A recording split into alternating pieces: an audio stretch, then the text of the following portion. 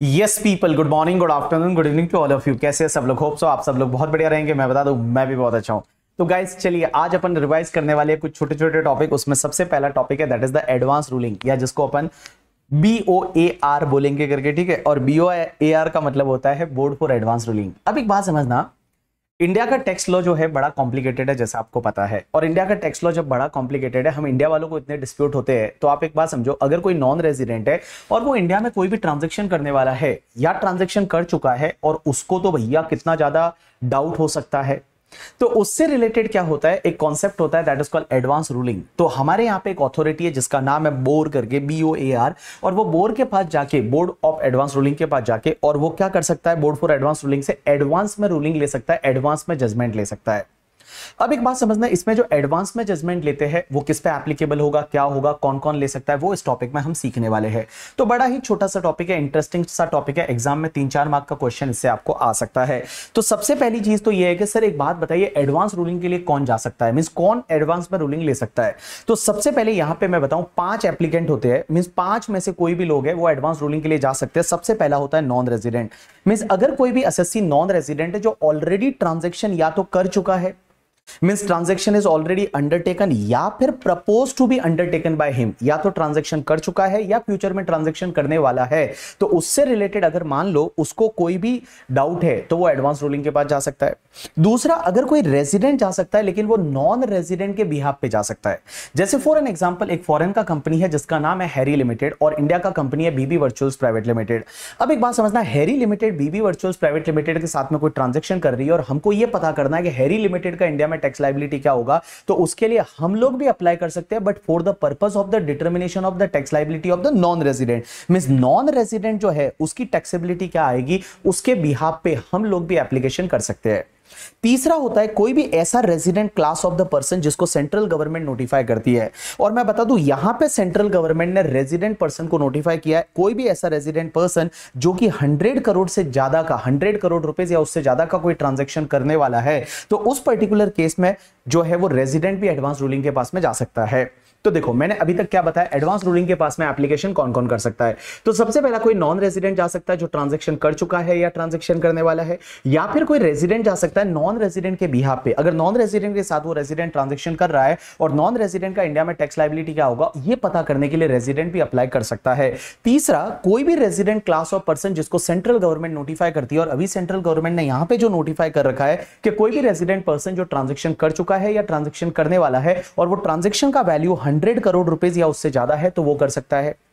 चौथा, that is the 4th number, अगर कोई भी रेजिडेंट क्लास ऑफ पर्सन जिसको सेंट्रल गवर्नमेंट नोटिफाई करती है, और यहां पे सेंट्रल गवर्नमेंट ने नोटिफाई किया है पब्लिक सेक्टर कंपनी को कि जो भी तुम्हारी PSU रहेगी, पब्लिक सेक्टर अंडरटेकिंग रहेगी, जो गवर्नमेंट कंपनी होती है, वो गवर्नमेंट कंपनी भी एडवांस रूलिंग के पास जा सकती है। लेकिन गवर्नमेंट कंपनी ऐसी होनी चाहिए जिसका इशू ऑलरेडी पेंडिंग है विद द CIT अपील या फिर ITET। तो CIT अपील ITET के पास ऑलरेडी इशू पेंडिंग है, और उस कंपनी को अगर मान लो एडवांस रूलिंग के पास जाना है तो जा सकती है। एंड लास्ट में बोला हुआ है कोई भी रेजिडेंट या नॉन रेजिडेंट पर्सन जो कुछ ट्रांजैक्शन करने वाले हैं लेकिन उनको डाउट है क्या उन पे गार तो नहीं लग जाएगा। गार का मतलब होता है जनरल एंटी अवॉइडेंस रूल्स, और यहां पे गार नहीं लग जाएगा, इसका मतलब वो ट्रांजैक्शन करने वाले हैं, वो ट्रांजैक्शन कहीं इम्परमिसिबल अवॉइडेंस अरेंजमेंट तो नहीं बन जाएगा। और ये पता करने के लिए वो लोग हैं वो एडवांस रूलिंग के पास में जा सकते हैं। तो मैंने बोलूं, एक बात बताऊं, यहां पे 5 लोग हैं वो एडवांस रूलिंग के पास जा सकते हैं। कौन कौन से? सबसे पहला नॉन रेजिडेंट जा सकता है, दूसरा रेजिडेंट जा सकता है नॉन रेजिडेंट के बिहाफ पे, तीसरा कोई भी नोटिफाइड पर्सन, और अभी यहां रेजिडेंट नोटिफाइड पर्सन में जो पर्सन का ट्रांजैक्शन 100 करोड़ या उससे ज्यादा का है, चौथा जो है वो पब्लिक सेक्टर कंपनी जा सकती है, और पांचवा रेजिडेंट या नॉन रेजिडेंट जो ये पता करना चाहता है कि जो ट्रांजैक्शन करने वाला है वो ट्रांजैक्शन जो है वो कहीं इम्परमिसिबल अवॉइडेंस अरेंजमेंट तो नहीं बन जाएगा, कहीं वहां गार तो नहीं लग जाएगा। ये पता करने के लिए वो अथॉरिटी ऑफ एडवांस रूलिंग के पास में जा सकते हैं। अब एक और चीज समझना गाइस, यहां पे ये जो फर्स्ट 4 पर्सन है ना, वो एडवांस रूलिंग के पास तब जा सकते हैं जब वो ट्रांजैक्शन कर चुके हैं या ट्रांजैक्शन करने वाले हैं। क्योंकि आप देखोगे ना, हर जगह लिखा हुआ है ट्रांजैक्शन इज अंडरटेकन और propose to be undertaken. And guys, जो लास्ट वाला है ना, वो तभी जा सकता है जब उसने अभी तक ट्रांजैक्शन किया नहीं है, प्रपोज टू बी अंडरटेकन। तो मैं बताऊं, ये जो फर्स्ट 4 है ना, ये लोग जा सकते हैं भले उन्होंने ट्रांजैक्शन ऑलरेडी कर दिया है या ट्रांजैक्शन करने वाले हैं, बट लास्ट वाला तभी जा सकता है जब उसका ट्रांजैक्शन होने वाला है। अब एक बात समझना, जब भी अथॉरिटी ऑफ एडवांस रूलिंग के पास में आपको जाना है, मींस आपको बोर्ड फॉर एडवांस रूलिंग के पास में जाना है, जिसको अपन बार भी बोल सकते हैं, अगर उसके पास जाना है तो आपको एप्लीकेशन फाइल करनी पड़ती है। और इसकी जो एप्लीकेशन है उसके फॉर्म होते हैं 34C D DA E and EA करके फॉर्म होते हैं। मैं नॉन रेजिडेंट जा रहा है तो उसके लिए 34C करके फॉर्म होता है। और मैं बताऊं ये जो एप्लीकेशन होती है ना, ये पहले एप्लीकेशन जो होती थी वो फिजिकल एप्लीकेशन होती थी करके, ठीक है, उसमें 4 कॉपी जाती थी एंड ऑल। मैं बताऊं अब ये एप्लीकेशन ऑनलाइन होती है। अब जो ये एप्लीकेशन होती है ना, ये एप्लीकेशन ऑनलाइन होती है और इसको डिजिटली साइन करना पड़ता है करके, ठीक है। तो ऑनलाइन एप्लीकेशन करनी पड़ती है, डिजिटली साइन करना पड़ता है करके, ठीक है। और आपकी जो रजिस्टर ईमेल आईडी है वो रजिस्टर ईमेल आईडी के थ्रू वगैरह है वो आप इसको कम्युनिकेट करते हो या फिर डिजिटल सिग्नेचर उस पर लगता है।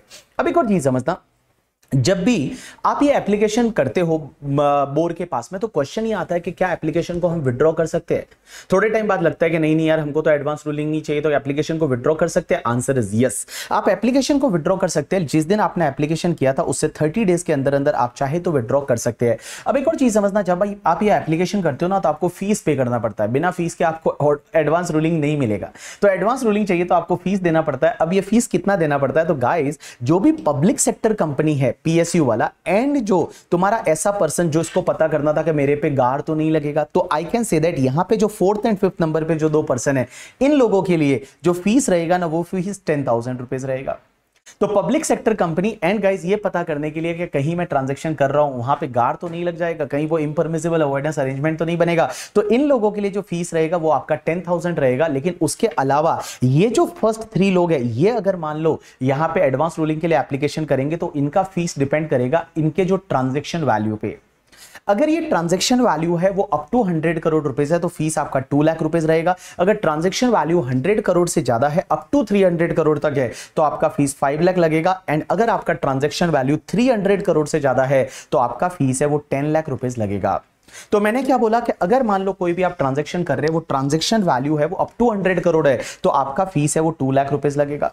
अगर transaction value more than 100 crore rupees, up to 300 crore rupees है, तो आपका 5 लाख लगेगा। And more than 300 crore rupees है तो आपका 10 लाख रुपीस का फीस लगेगा करके, ठीक है। अब एक और चीज समझना, आपने जो फीस पे किया, अगर आप एप्लीकेशन विड्रॉ कर देते हो तो क्या फीस रिफंड हो जाएगा? आंसर इज नो बाबू, यहां पे फीस रिफंड नहीं होता, ये फीस आपको पे करना ही पड़ेगा। अब एक बात समझना, जब भी आपने मान लो बोर्ड के पास में एडवांस रूलिंग के लिए एप्लीकेशन किया तो बोर्ड क्या करेगा? बोर्ड सबसे पहले आपकी एप्लीकेशन की कॉपी जो है, आपकी एप्लीकेशन है वो भेजेगा CIT PCIT को, मींस आपका जो कमिश्नर ऑफ इनकम टैक्स और principal commissioner of income tax है उसके पास भेजेगा और उससे पूछेगा कि कहीं आपका केस पेंडिंग तो नहीं है, कहीं आपका केस पेंडिंग तो नहीं है। आप बोलोगे केस पेंडिंग का मतलब क्या होता है? तो गाइज एक चीज समझना बाबू, जब भी आप अथॉरिटी ऑफ एडवांस रूलिंग के पास जाते हो ना, तो आपका केस है वो किसी भी IT अथॉरिटी के पास या फिर आपका ITET के पास या फिर आपका केस हाई कोर्ट के पास या फिर सुप्रीम कोर्ट के पास पेंडिंग नहीं होना चाहिए। आपका केस अगर यहां पेंडिंग है IT authority, ITET, high court, supreme court के पास, तो आप वहीं पे आपका जजमेंट आ जाएगा ना, फिर आपको एडवांस रूलिंग लेने की जरूरत क्या है? तो गाइज आपका केस कहीं पे पेंडिंग नहीं होना चाहिए। तो आपका case IT authority, ITET, high court, supreme court के पास पेंडिंग नहीं होना चाहिए। लेकिन गाइस इसमें एक एक्सेप्शन है कि पब्लिक सेक्टर अंडरटेकिंग जो होती है ना, उसका केस अगर IT authority means CIT appeal के पास में या फिर ITET के पास पेंडिंग है तभी वो जा सकती है। मींस इसका केस भी हाई कोर्ट, सुप्रीम कोर्ट के पास पेंडिंग नहीं होना चाहिए। तो सबसे पहली चीज मैंने क्या बोला कि आप जब भी एप्लीकेशन करोगे तो आपका केस कहीं और पेंडिंग नहीं होना चाहिए, ना तो CIT अपील के पास, ना ITET के पास, ना हाई कोर्ट के पास, ना सुप्रीम कोर्ट के पास। और गए जो पब्लिक सेक्टर अंडरटेकिंग है उसका केस अगर IT अथॉरिटी, ITET के पास पेंडिंग है तो चलेगा, हाई कोर्ट, सुप्रीम कोर्ट के पास पेंडिंग नहीं होना चाहिए। अब यहां पे एक और चीज समझना आप लोग करके, ठीक है, जब भी आप एप्लीकेशन करोगे तो आपकी एप्लीकेशन जो है वो बोर्ड फॉर एडवांस रूलिंग है, वो बोर्ड क्या करेगा, या तो एक्सेप्ट करेगा या रिजेक्ट करेगा। लेकिन गाइस एक चीज समझना, आपके 3-4 केसेस ऐसे हैं जिसमें आपकी एप्लीकेशन स्ट्रेट फॉरवर्ड रिजेक्ट हो जाएगी। 3-4 केस ऐसे हैं जिसमें आपकी एप्लीकेशन है वो स्ट्रेट फॉरवर्ड रिजेक्ट हो जाएगी। पहला तो क्या कि अगर मान लो पब्लिक सेक्टर कंपनी है और उसका case already high court, supreme court में पेंडिंग है तो आपकी एप्लीकेशन रिजेक्ट हो जाएगी। दूसरा, अगर कोई अदर एसएससी है और उसका case IT authority, ITET, high court, supreme court में पेंडिंग है तो आपकी एप्लीकेशन सीधी रिजेक्ट हो जाएगी। तो आपका अगर मान लो केस ऑलरेडी यहां पे पेंडिंग है तो उस पर्टिकुलर केस में आपकी एप्लीकेशन है वो रिजेक्ट हो जाएगी। और PSU के केस में यहां पे 2 जगह अगर आपका केस पेंडिंग है तो आपकी एप्लीकेशन रिजेक्ट हो जाएगी। अब एक और चीज समझना, आपकी एप्लीकेशन है वो determination of fair market value से रिलेटेड है। मींस आपने क्या किया है, इनकम टैक्स अथॉरिटी, आप जो है वो बोर्ड से ये पूछना चाहते हैं कि हमारी प्रॉपर्टी की वैल्यू क्या है वो निकाल के दो। तो आपको क्या लगता है बोर्ड के पास में टाइम है कि आपकी वैल्यू निकाल के देंगे, प्रॉपर्टी की वैल्यू क्या है? तो अगर मान लो fair market value of any property से रिलेटेड कोई भी क्वेश्चन है तो उस पर्टिकुलर केस में आपकी एप्लीकेशन रिजेक्ट हो जाएगी। अब एक और चीज समझना, तीसरा, अगर मान लो आप कोई ट्रांजैक्शन ऐसा करने वाले हैं जो प्राइमा फेसिया लगता है कि वो अवॉइडेंस ऑफ द टैक्स से रिलेटेड है, अगर आप कोई ट्रांजैक्शन ऐसा करने वाले हैं जो prima fascia avoidance of the tax से रिलेटेड और उससे रिलेटेड आप अगर एडवांस रूलिंग ले रहे हैं तो आपकी एप्लीकेशन रिजेक्ट हो जाएगी। लेकिन गाइस उसमें एक्सेप्शन है कि अगर मान लो ये पब्लिक सेक्टर कंपनी होती है ना, ये जो पब्लिक सेक्टर अंडरटेकिंग होती है ये वाली, या फिर जो लास्ट वाला पर्सन जो रेजिडेंट नॉन रेजिडेंट वो पूछ रहा है कि कहीं मेरे पे गार तो नहीं लग जाएगा ना, इन दोनों के केस में भले वो ट्रांजैक्शन है वो prima fascia for the avoidance of the tax है तो भी एप्लीकेशन रिजेक्ट नहीं होगी। क्योंकि गाइस गार के केस में तो वो पूछेगा ना भाई मुझे मेरे पे गार लगेगा या नहीं लगेगा, तो हो सकता है ना वहां पे जो अरेंजमेंट है वो इनपरमिसिबल अवॉइडेंस अरेंजमेंट हो सकता है, वही तो पूछ रहा है वो। तो बाबू ये जो लास्ट दो केस है, देखो ऊपर वाले तीन केस में क्या होगा, अगर आपकी एप्लीकेशन ऐसी है जो prima fascia for the avoidance of the tax से रिलेटेड है तो आपकी एप्लीकेशन रिजेक्ट हो जाएगी। लेकिन लास्ट के दो केस ऐसे है जिसमें आपकी एप्लीकेशन रिजेक्ट नहीं होगी even if it is prima fascia for the avoidance of the tax से रिलेटेड है तो भी चलेगा करके, ठीक है। अब एक और चीज समझना, जैसे ही आपने एप्लीकेशन कर दी, अब बोर्ड जो है वो अपना जजमेंट देगा और बोर्ड जजमेंट देता है within the 6 month from the date of receipt of application. जैसे ही आपकी एप्लीकेशन मिली थी उससे 6 महीने के अंदर अंदर बोर्ड है वो अपना जजमेंट है वो दे देगा, प्रोनाउंस कर देगा, you can say that judgement दे देगा। अब एक और चीज समझना, जो भी जजमेंट का कॉपी होगा वो जजमेंट का कॉपी किसको भेजेंगे, वो जजमेंट का कॉपी है वो एसएससी को भेजेंगे as well as the CIT PCIT को भेजेंगे। अब एक और चीज समझना, मैंने आपको बताया था कि अगर पब्लिक सेक्टर अंडरटेकिंग है उसका केस अगर आईटी अथॉरिटी में सीआईटी अपील वगैरह के पास पेंडिंग है या आईटेट के पास पेंडिंग है तो वो एडवांस रूलिंग के पास जा सकते हैं। अब एक बात समझना, ये लोग अगर एडवांस रूलिंग के पास चले गए, ये जो लोग हैं वो एडवांस रूलिंग के पास चले गए, तो क्वेश्चन यहां पे ये आता है कि ये लोग एडवांस रूलिंग के पास अगर चले गए तो सर एक बात बताओ, एडवांस रूलिंग जब अपना काम कर रहा है तो ये आईटी अथॉरिटी और आईटेट क्या करेंगे, ये लोग रुक जाएंगे। ये लोग रुक जाएंगे means they will wait for the judgement of the advance ruling, और एडवांस रूलिंग का जजमेंट आएगा उसके बाद वो अपना जजमेंट देंगे। तो गाइस पीएसयू का केस अगर यहां दो जगह पेंडिंग है और आप एडवांस रूलिंग के पास गए हो तो भैया एडवांस रूलिंग अपना काम करेगा, बट यहां आईटी अथॉरिटी और आईटेट है वो अपना काम रुक देंगे और रुक जाएंगे, और जब तक कि जजमेंट किसका नहीं आता, एडवांस रूलिंग का जजमेंट नहीं आता। अब एक और चीज समझना, ये जो बोर्ड फॉर एडवांस रूलिंग का जो काम है ना अभी ये फेसलेस होगा, ये पूरा फेसलेस होता है, ऑनलाइन होता है, इसमें फिजिकली आपको जाने की जरूरत नहीं पड़ती, पूरा ऑनलाइन होता है और इसके लिए ऑलरेडी स्कीम बन चुकी है, that is E advance ruling scheme 2022 है जो कि आपकी फेसलेस स्कीम है करके, ठीक है। अब एक बात समझना, लॉ मेकर्स ये बोलते हैं कि सर यहां पे बोर्ड फॉर एडवांस रूलिंग जो है उसमें कौन होगा, तो लॉ मेकर्स बोलते हैं कि सेंट्रल गवर्नमेंट जो है एक या एक से ज्यादा बोर्ड फॉर एडवांस रूलिंग है वो कॉन्स्टिट्यूट करेगी। जैसे दिल्ली में बोर्ड फॉर एडवांस रूलिंग है, उन्होंने शायद मुंबई में भी कॉन्स्टिट्यूट किया और अब तो फेसलेस होगा, आपको पता ही नहीं चलेगा कहां पे बोर्ड फॉर एडवांस रूलिंग करके, ठीक है। तो भाई साहब सेंट्रल गवर्नमेंट इसको कॉन्स्टिट्यूट करेगी। और एक चीज ध्यान रखना, बोर्ड में हमेशा 2 मेंबर होंगे, मींस 2 मेंबर जो है वो 2 मेंबर का टीम रहेगा, और भाई साहब वो दोनों मेंबर जो है ना वो एटलीस्ट सीसीआईटी या उससे हायर लेवल के होंगे। हायर लेवल के सीसीआईटी या उससे हायर लेवल के जो लोग हैं वो उस बोर्ड फॉर एडवांस रूलिंग के मेंबर होंगे। तो जो भी बेंच रहेगी उस बेंच में आपके 2 मेंबर की बेंच रहेगी, और उसमें क्या होगा पता है, सीसीआईटी या उसके अपर लेवल के जो ऑफिसर रहेंगे ना वो ऑफिसर है वो बोर्ड के जजेस बनते हैं। अब एक और चीज समझना, advance ruling to be void in the certain circumstances, इसमें क्या होता है कि भाई साहब अगर मान लो आपने एडवांस रूलिंग ले लिया और उसके बाद में यहां पे पता चलता है बोर्ड फॉर एडवांस रूलिंग को, या फिर मान लो इनकम टैक्स डिपार्टमेंट जो कमिश्नर सीआईटी पीसीआईटी उन्होंने बताया कि आपने एडवांस रूलिंग फ्रॉड करके लिया है या मिस रिप्रेजेंटेशन ऑफ फैक्ट से लिया है, तो उस पर्टिकुलर केस में उनके पास में पावर है कि वो आपका जो रूलिंग रहेगा, जो जजमेंट रहेगा, उसको वॉइड एब इनिशियो डिक्लेयर कर सकते हैं। वो चाहे तो उसको वॉइड एब इनिशियो डिक्लेयर कर सकते हैं, और जब वॉइड एब इनिशियो डिक्लेयर करेंगे तो फिर नॉर्मल इनकम टैक्स के जितने भी प्रोविजन है वो प्रोविजन लग जाएंगे। अब एक और चीज समझना, यहां पे एक सेक्शन होती है कि vacancies etcetera etcetera not to be invalidate the proceeding. बहुत बार ऐसा हो सकता है कि आपका जब रूलिंग आ रहा था तो रूलिंग देते टाइम यहां पे क्या बोला है, जैसे बोर्ड में मिनिमम 2 मेंबर की बेंच होगी और 2 मेंबर जो है वो सीसीआईटी या उसके ऊपर लेवल के होने चाहिए करके, जिनको नॉमिनेट किया जाएगा बोर्ड के द्वारा, मतलब सीबीडीटी उसको नॉमिनेट करेगी। अब एक बात समझना, अगर हो सकता है कि जैसे मान लो फॉर एन एग्जांपल आपका जजमेंट दिया तब एक ही जज था, तो क्या आप ऐसा बोल सकते हो कि सर इनका तो बोर्ड सही नहीं था, इनका तो जज एक ही था, तो मेरा जो जजमेंट है वो गलत है, ऐसा बोल सकते हैं? Answer is no. क्योंकि यहां पे ये सेक्शन बोलती है कि अगर मान लो फॉर एन एग्जांपल आपका जो जजमेंट दिया गया उस टाइम पे मान लो बोर्ड जो है वो बोर्ड का लाइक कॉन्स्टिट्यूशन सही नहीं था, तो भी आप इसको ग्राउंड बना के ऐसा नहीं बोल सकते कि हमारा जजमेंट है वो इनवैलिड है। अब एक और चीज समझना, जैसे बोर्ड फॉर एडवांस रूलिंग का जजमेंट आया, उस जजमेंट से आप सेटिस्फाइड नहीं है या डिपार्टमेंट सेटिस्फाइड नहीं है, क्योंकि बोर्ड फॉर एडवांस रूलिंग है वो तो एक इंडिपेंडेंट पार्टी रहेगी, उसमें 2 जज रहेंगे जो सीसीआईटी या उसके ऊपर लेवल के। अब उन्होंने जो जजमेंट दिया वो जजमेंट से आप सेटिस्फाइड नहीं है, डिपार्टमेंट सेटिस्फाइड नहीं है, तो क्या उसके सामने अपील कर सकते हैं? Answer is yes. आप अपील में जा सकते हैं और अपील में सीधा कहां जा सकते हैं? हाई कोर्ट जा सकते हैं। तो जो भी बोर्ड फॉर एडवांस रूलिंग का जजमेंट रहेगा उस जजमेंट को लेकर आप अपील में हाई कोर्ट जा सकते हैं। और हाई कोर्ट कितने दिन में जा सकते हैं? 60 days from the date of communication of the ruling. मतलब जैसे ही आपको जजमेंट मिलता है, जैसे ही आपको रूलिंग मिलती है, उसके 60 डेज के अंदर अंदर जा सकते हैं। लेकिन एक और चीज समझना, अगर 60 डेज में नहीं जाते तो वहां पे 30 डेज का आपको एडिशनल टाइम और मिल सकता है, और 30 डेज का आपको एडिशनल टाइम और मिलेगा और फिर आप रूलिंग के लिए जा सकते हैं। लेकिन हाई कोर्ट सेटिस्फाइड होती है तो ही आपको 30 डेज का एडिशनल टाइम देंगी, अदरवाइज नहीं देगी। 60 डेज के अंदर अंदर आपको रूलिंग जब आपको मिला, जब जजमेंट मिला, उसके बाद 60 डेज के अंदर अंदर आपको हाईकोर्ट जाना पड़ेगा।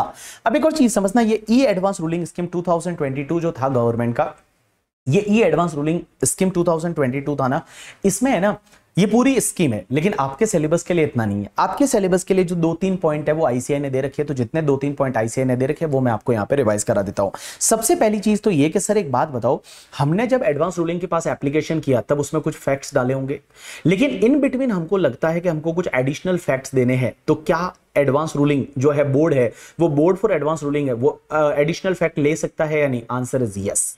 तो यहां पे इस पॉइंट में उन्होंने ये डिस्क्रिशनरी पावर दे रखा है, कि डिस्क्रिशनरी पावर दे रखा है कि अगर उनको लगता है तो वो आपसे एडिशनल फैक्ट है वो ले सकते हैं, और जब भी एडिशनल फैक्ट लेंगे तो उसके रीजन वगैरह रिकॉर्ड करेंगे कि क्यों आपसे एडिशनल फैक्ट वगैरह ले रहे हैं, तो उसके रीजन रिकॉर्ड किए जाएंगे। उसके बाद में क्वेश्चन ये आता है कि सर क्या हम कोई एडिशनल क्वेश्चन पूछ सकते हैं या नहीं?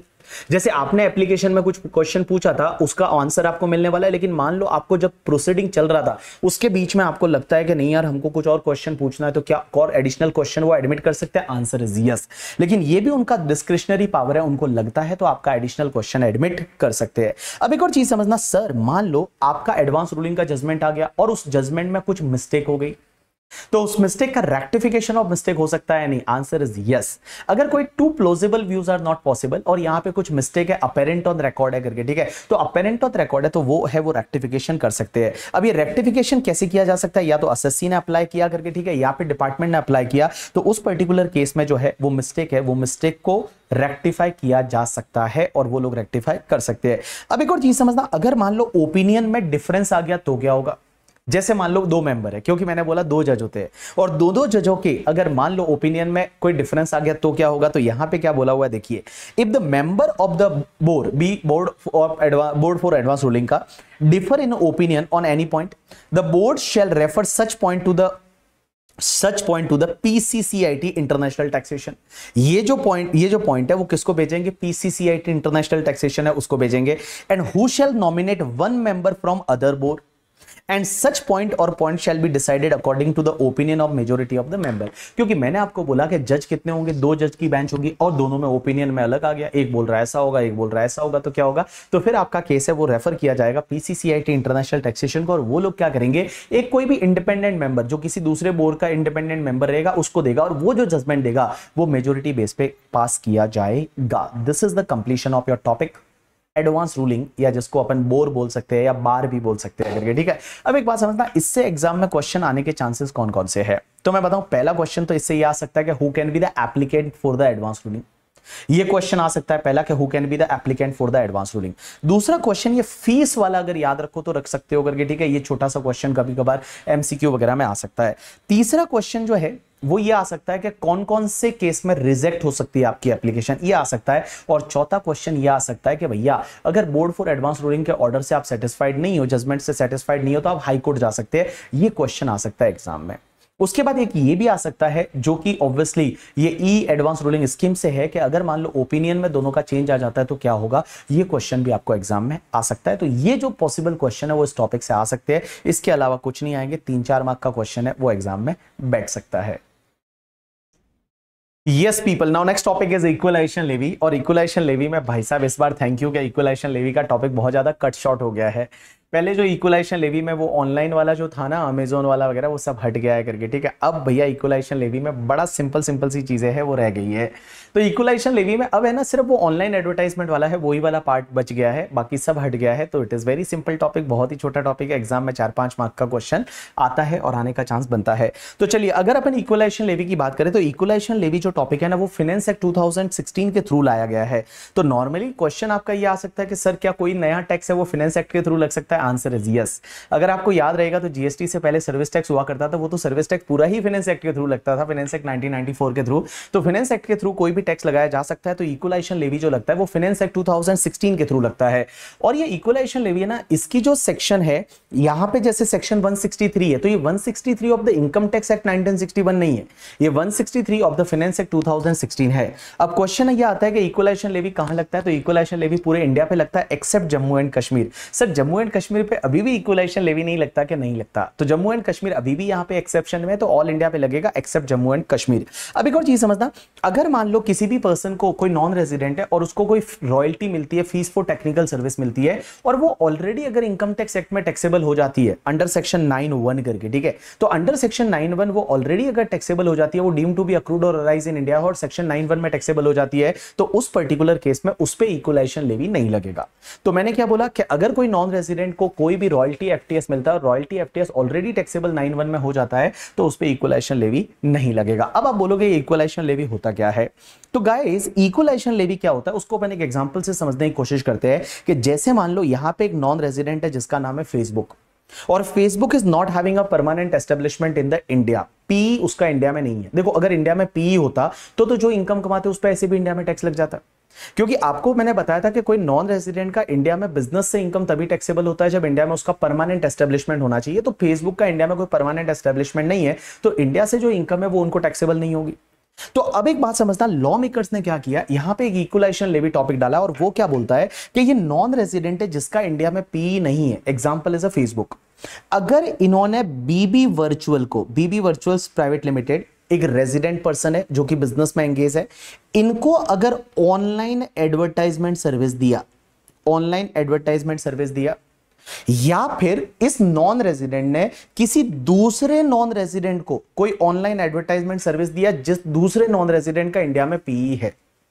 जस्ट एग्जांपल के लिए ले रहा हूं कि मान लो मर्सिडीज बेंज जो है वो एक नॉन रेजिडेंट और इंडिया में मान लो इनका पीई है, इंडिया में इनका पीई है, तो उस पीई को, non resident having PE in India, इनको अगर ऑनलाइन एडवर्टाइजमेंट सर्विस दिया तो गाइस इक्वलाइजेशन लेवी है वो 6% की रेट से लगेगा। तो देखिए इक्वलाइजेशन लेवी कब लगता है कि अगर कोई नॉन रेजिडेंट जिसका इंडिया में पीई नहीं है, एग्जांपल के लिए Facebook, and they are giving the online advertisement service to any resident person either BB virtual या मर्सिडीज बेंज जो इंडिया है, जो इंडिया में उनका पीई है, उसको अगर ऑनलाइन एडवर्टाइजमेंट सर्विस दिया तो यहां इक्वलाइजेशन लेवी 6% की रेट से लगेगा। एक और चीज समझना, इक्वलाइजेशन लेवी 6% की रेट से लगेगा, लेकिन इक्वलाइजेशन लेवी बेटा दो केस में नहीं लगेगा। एक तो किसी भी पर्सन को जो ऑनलाइन एडवर्टाइजमेंट सर्विस दिया ना, वो ऑनलाइन एडवर्टाइजमेंट सर्विस है, उसकी वैल्यू अप टू 1 लाख रुपए है पूरे साल में, तो इक्वलाइजेशन लेवी नहीं लगेगा। जैसे बीबी वर्चुअल्स ने क्या किया कि फेसबुक पे एडवर्टाइजमेंट करवाया, ऑनलाइन एडवर्टाइजमेंट, और पूरे साल का मिला के अगर अप टू 1 लाख का ही ऑनलाइन एडवर्टाइजमेंट है तो इक्वलाइजेशन लेवी नहीं आएगा, बट मोर देन 1 लाख है तो इक्वलाइजेशन लेवी आएगा। और दूसरा गाइज, अगर मान लो जो ऑनलाइन एडवर्टाइजमेंट सर्विस है जो बीबी वर्चुअल या मर्सिडीज बेंज ले रहे हैं, ये अगर बिजनेस प्रोफेशन में यूज नहीं हो रही तो वहां इक्वलाइजेशन लेवी नहीं आता। एग्जांपल के लिए मान लो आपको बीवी चाहिए थी या हस्बैंड चाहिए था, और आपने क्या किया कि मान लो फेसबुक पे एक एडवर्टाइजमेंट चलाया, और फेसबुक पे एडवर्टाइजमेंट चलाया कि हमको हस्बैंड चाहिए, वाइफ चाहिए, और उसके लिए आपने 2 लाख रुपए फेसबुक को पे किया, तो उस पे इक्वलाइजेशन लेवी नहीं आएगा। सो इन सिंपल वर्ड में आपको बताऊं, इक्वलाइजेशन लेवी तभी आएगा जब ये लोग जो ऑनलाइन एडवर्टाइजमेंट सर्विस ले रहे हैं ना, वो बिजनेस एंड प्रोफेशन में यूज हो रही है, और दूसरी चीज है उसकी वैल्यू 1 लाख से ज्यादा है पर ईयर, तो इक्वलाइजेशन लेवी आएगा। अब एक और क्वेश्चन ये आता है कि सर इक्वलाइजेशन लेवी है वो कौन पे करेगा गवर्नमेंट को? क्या यहाँ फेसबुक पे करेगा? हम क्या वहां पे फेसबुक को पकड़ेंगे, जो भी मार्क जकरबर्ग है उसको जाके पकड़ेंगे कि भैया इक्वलाइजेशन लेवी भर? Here answer is no. Equalisation levy government को जो पे करना पड़ेगा ना, वो यहाँ BB virtuals and Mercedes Benz जो है इंडिया, उनको पे करना पड़ेगा। यहाँ पे फेसबुक को पे करने की जरूरत नहीं है। तो कुल मिला के यहाँ पे काटना है like a TDS and government को पे करना है। तो रिस्पॉन्सिबिलिटी जो डाल दी वो इन पे डाल दी बीबी वर्चुअल एंड कोई नॉन रेजिडेंट जिसका इंडिया में पीई है, एग्जांपल के लिए मर्सिडीज बेंज, इनको जो है वो इक्वलाइजेशन लेवी है वो गवर्नमेंट को पे करना पड़ेगा करके। ठीक है, अब एक और चीज समझना, इक्वलाइजेशन लेवी है ना, वो इक्वलाइजेशन लेवी सिर्फ मैं बार बार बोल रहा हूं ऑनलाइन एडवर्टाइजमेंट पे लगेगा। तो यहां पे ऑनलाइन एडवर्टाइजमेंट नहीं लिखा, यहां लिखा स्पेसिफाइड सर्विस, और स्पेसिफाइड सर्विस में इन्होंने बोला ये तो ऑनलाइन एडवर्टाइजमेंट, और दूसरा any provision of the digital advertisement space और एनी अदर फैसिलिटी और service for the purpose of online advertisement. तो कुल मिलाकर आप ऐसा याद रखिए ऑनलाइन एडवर्टाइजमेंट। अब एक और चीज समझना, इक्वलाइजेशन लेवी है वो कितना काटना पड़ेगा। तो बीबी वर्चुअल या मर्सिडीज बेंज जो इंडिया है, उन्होंने जब एडवर्टाइजमेंट के लिए फेसबुक को पेमेंट किया और पूरे साल का मिला के 1 लाख से ज्यादा है, तो बेटा 6% की रेट से इक्वलाइजेशन लेवी काटना है एंड गवर्नमेंट को जमा कराना है। गवर्नमेंट को जमा कब तक कराना है? नेक्स्ट मंथ का 7th। तो जैसा टीडीएस अपन क्या करते हैं, नेक्स्ट मंथ के 7 तक जमा कराते हैं, तो इक्वलाइजेशन लेवी भी नेक्स्ट मंथ के 7 तक जमा कराना पड़ेगा। अब एक और चीज समझना, आप बोलोगे सर टीडीएस में तो मार्च मंथ का टीडीएस है वो 30 अप्रैल तक जमा कराते हैं, तो क्या यहां पे भी ऐसा है कि मार्च मंथ का जो इक्वलाइजेशन लेवी है वो 30 अप्रैल? Answer is no.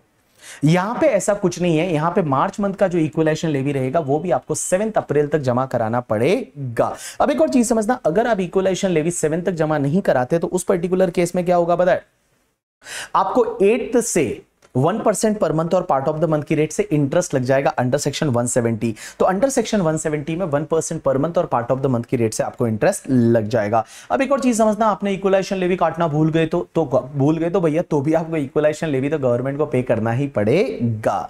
अब एक और चीज समझना, यहां पे कुछ पेनल्टीज के बारे में जिक्र होता है कि सबसे पहले मान लो आपने इक्वलाइजेशन लेवी नहीं काटा तो क्या होगा।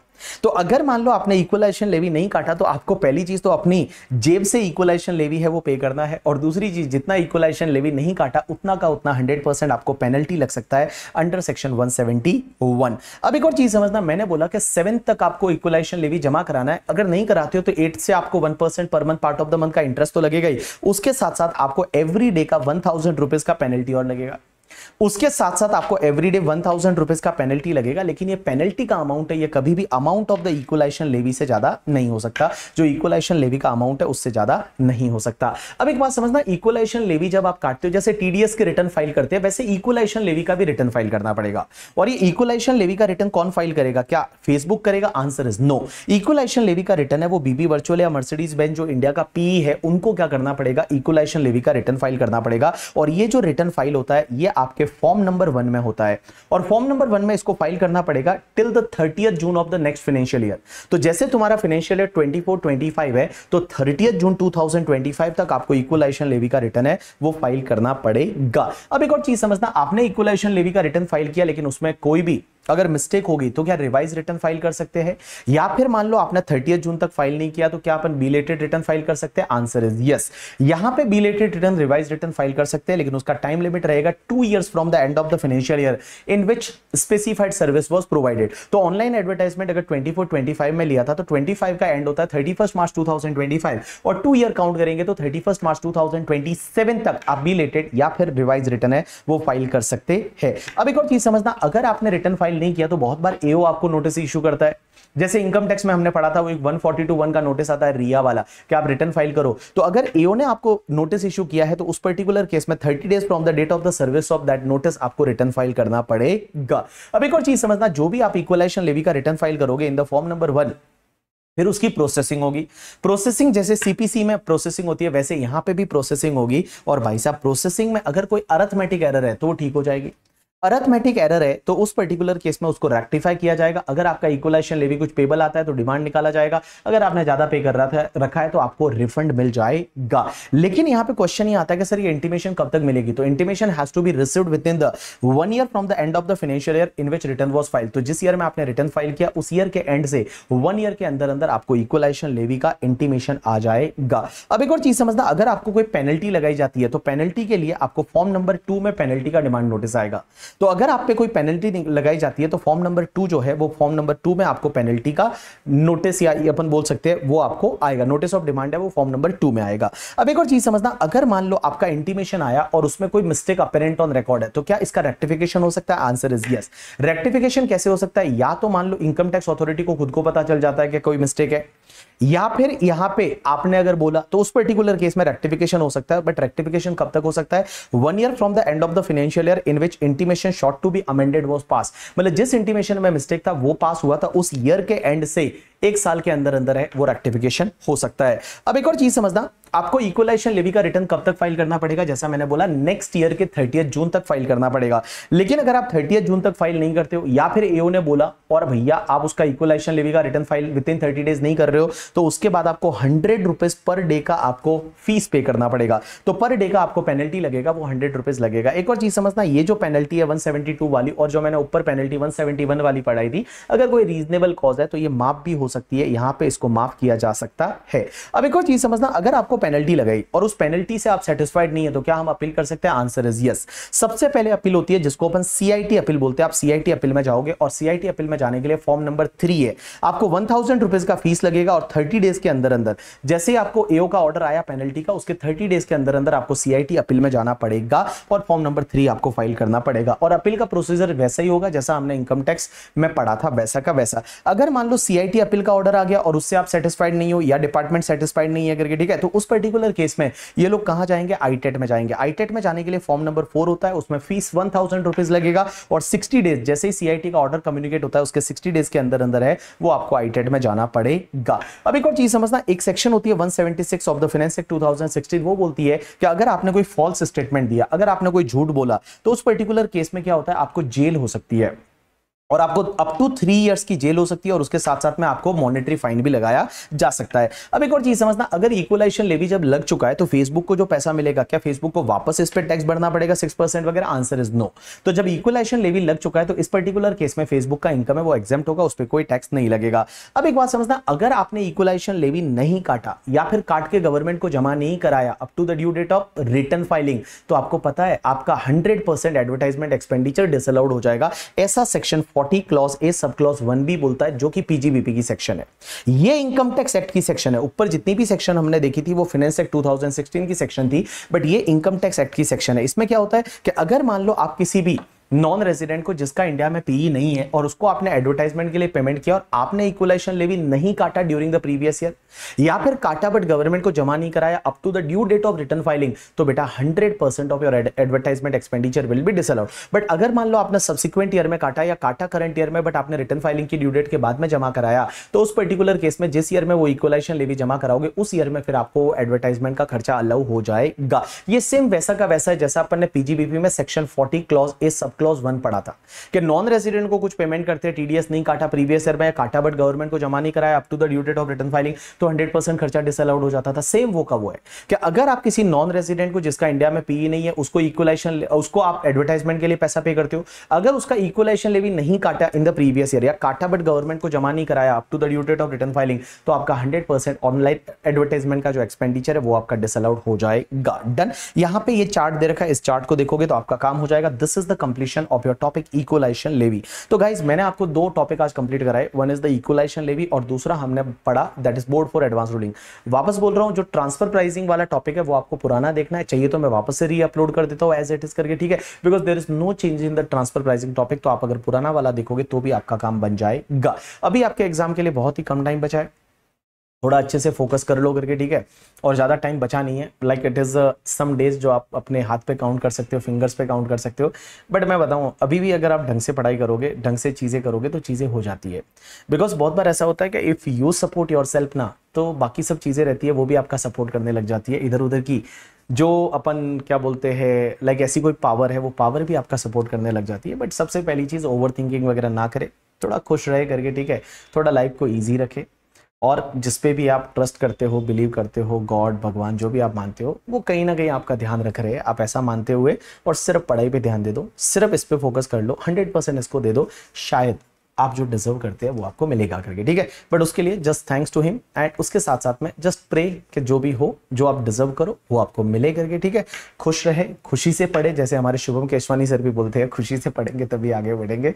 तो भैया आप खुशी से पढ़ते रहिए, अच्छे से पढ़ते रहिए और सब चीजें ठीक हो जाएगी, ठीक है। चलो बाय, टेक केयर, आज के लिए इतना बहुत है।